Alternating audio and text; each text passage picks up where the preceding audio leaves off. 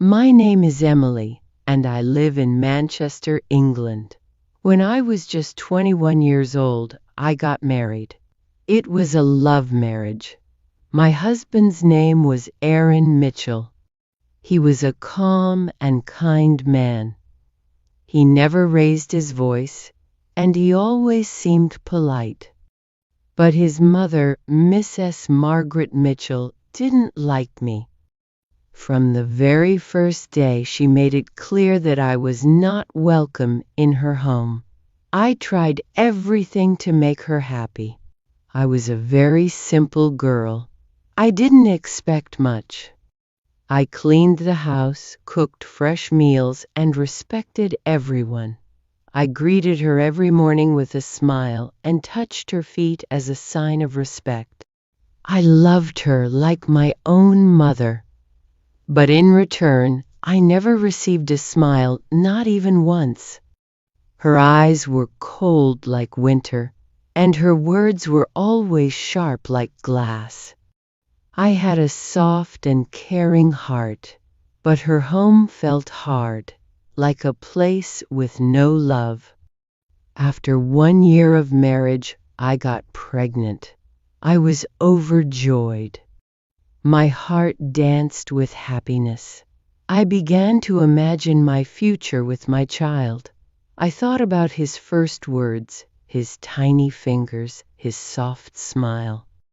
Every night I would place my hand on my belly and talk to my baby. But in the 7th month, something went terribly wrong. One morning, I felt a sudden sharp pain in my stomach. I cried out in fear and pain. I screamed. My husband rushed me to the hospital. My hands were on my belly, and I prayed to God, "Please save my baby, please." After a while, the doctor came out.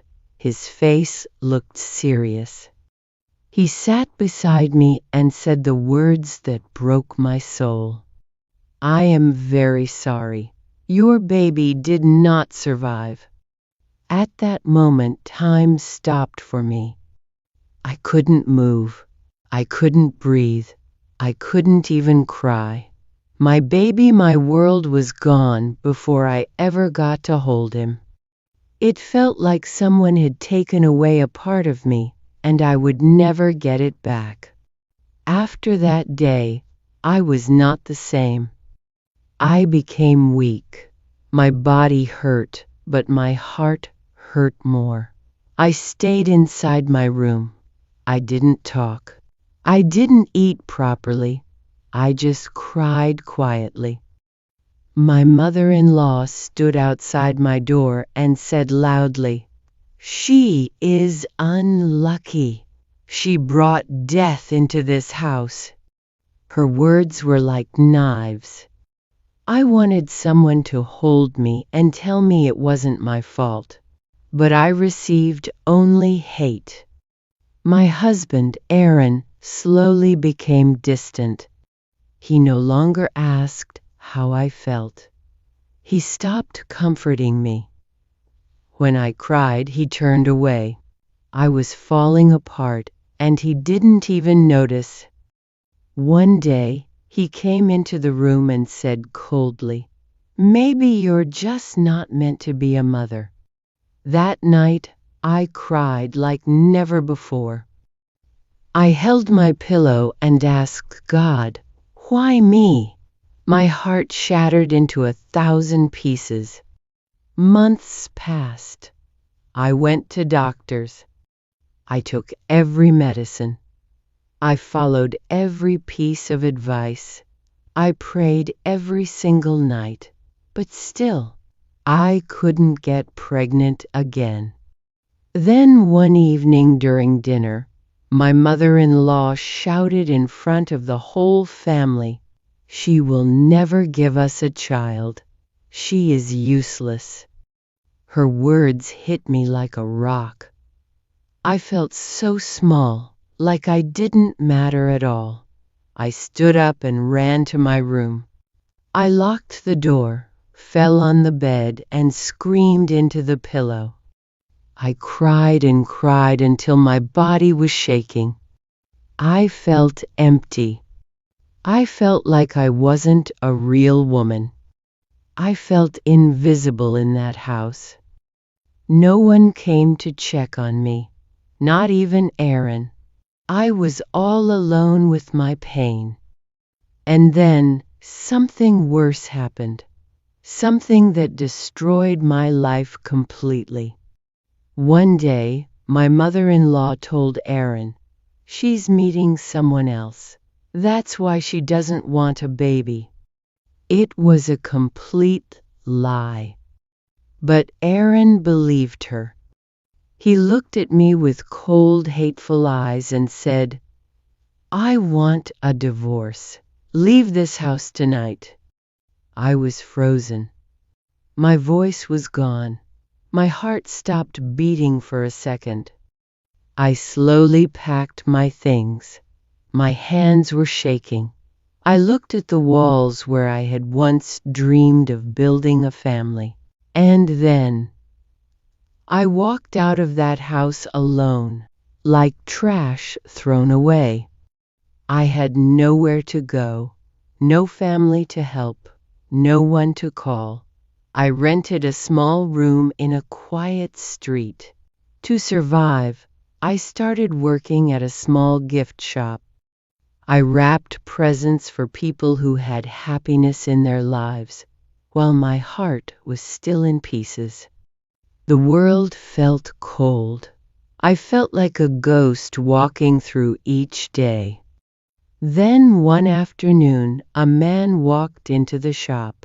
His name was Daniel Walker. He asked for a birthday card and smiled. But when he saw my face, his smile faded. He noticed my red eyes.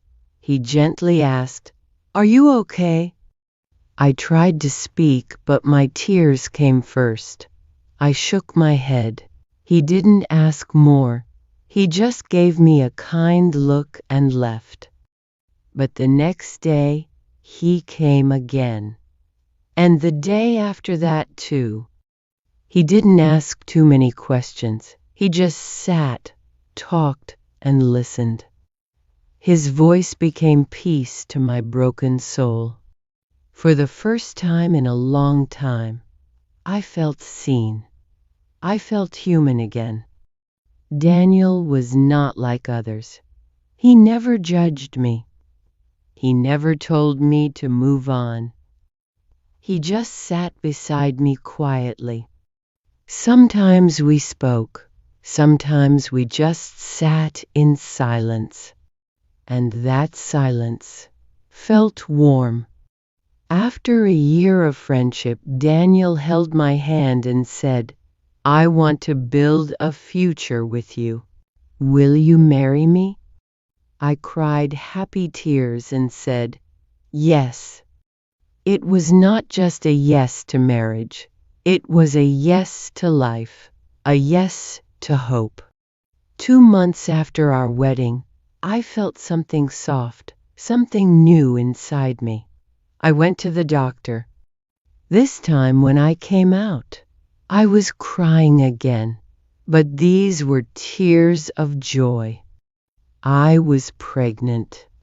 This time Daniel held my hand every step of the way, every doctor's visit, every pain, every fear. He was there. 9 months later, I gave birth to a healthy baby boy. The first cry I heard was the most beautiful sound of my life. The nurse placed him in my arms. I looked into his eyes and whispered, "You are my miracle." We named him Oliver Walker. Years passed. Oliver grew fast. He was kind, smart, and loving just like Daniel. One day, his school called me for a meeting. I held Oliver's hand and walked into the principal's office. I froze. Sitting behind the desk was Aaron, my ex-husband. He looked at me, then at Oliver. His eyes were full of shock and regret. He stood up slowly and said, "Emily?" I nodded. He looked at Oliver again and asked, "Is he your son?" I pulled Oliver close and said, "Yes, he is my son." Aaron said nothing, but I saw his eyes fill with tears. Maybe he remembered everything. Maybe he understood what he had lost. But I was not that broken girl anymore. I had peace. I had my life. And Oliver smiled and said, "Nice to meet you, sir." Aaron's hands shook.